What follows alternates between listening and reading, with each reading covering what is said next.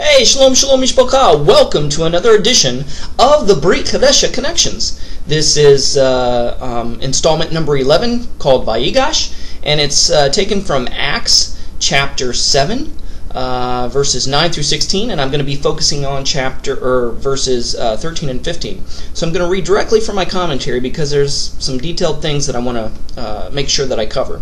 So Genesis chapter 45, verses 1 through 5 says, "Then Joseph could not refrain himself from before all of them that stood by him, and he cried, cause every man to go out from me. And there stood no man with him, while Joseph made himself known unto his brethren. And he wept aloud, and the Egyptians and the house of Pharaoh heard. And Joseph said unto his brethren, I am Joseph. Doth my father yet live? And his brethren could not answer him, for they were troubled at his presence. And Joseph said unto his brethren, Come near me, I pray you. And they came near. And he said, I am Joseph, your brother, whom you sold into Egypt. Now therefore be not grieved, nor angry with yourselves, that ye sold me hither. For God did send me before you to preserve your life." Romans 8:28, well known, it says, "And we know that all things work together for good, to them that love God, and are called, and to them who are called according to his purpose." Acts chapter 7, verse 13 and 15 says, "And at the second time Joseph was made known to his brethren, and Joseph's kindred was made known unto Pharaoh. Then sent Joseph, and called his father Jacob to him, and all his kindred, 75 souls. So Jacob went down to Egypt, and he died, and he and our fathers." Okay, so now I want to bring the parallel between Joseph, and Messiah Yeshua. First of all, his people did not recognize him. Genesis 42:8, "And Joseph knew his brethren, but they knew him not." John 14:9a, "And I have been such a long time with you, yet hast thou not known me?" And also 2 Corinthians 3:14a, "But their minds were blinded." Okay, let's go to another comparison. His brothers were troubled when they met him. Genesis 45:5a, "Be not grieved nor angry with yourselves." And Zechariah 12:10b says, "They shall look upon me," referring to Messiah Yeshua, "whom they have pierced, and they shall mourn, and shall be in bitterness." Okay, one more thing here.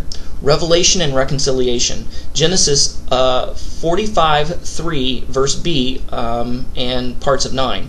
"I am Joseph, whom ye sold. God hath made me Lord of all. Come unto me." And Romans 11:26. "And so all Israel shall be saved, as it is written, and shall turn away from ungodliness from Jacob."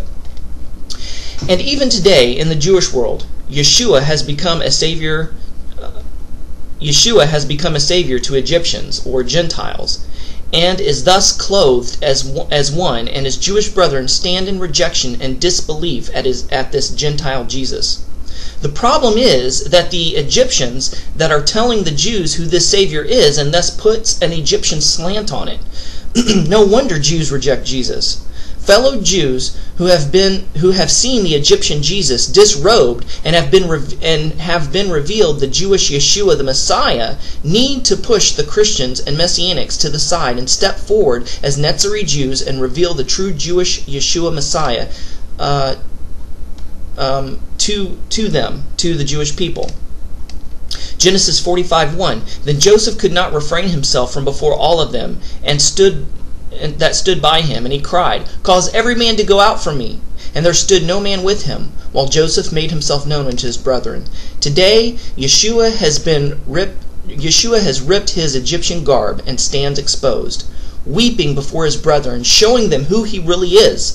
But they cannot hear over the clamor of the Gentile excitement of this Savior. We as Nazarene must speak calmer and clearer and louder than the Gentile excitement buzzing all around. Your life, not necessarily your words, will speak louder than the Christian confusion that ensues around us. So, in other words, to kind of bring this around full circle, Jesus is being proclaimed to the Jewish people by Christians, by Protestants, by Catholics, what have you. and the way they're describing this Jesus, this Savior. Oh, he's so great. Oh, he's so wonderful.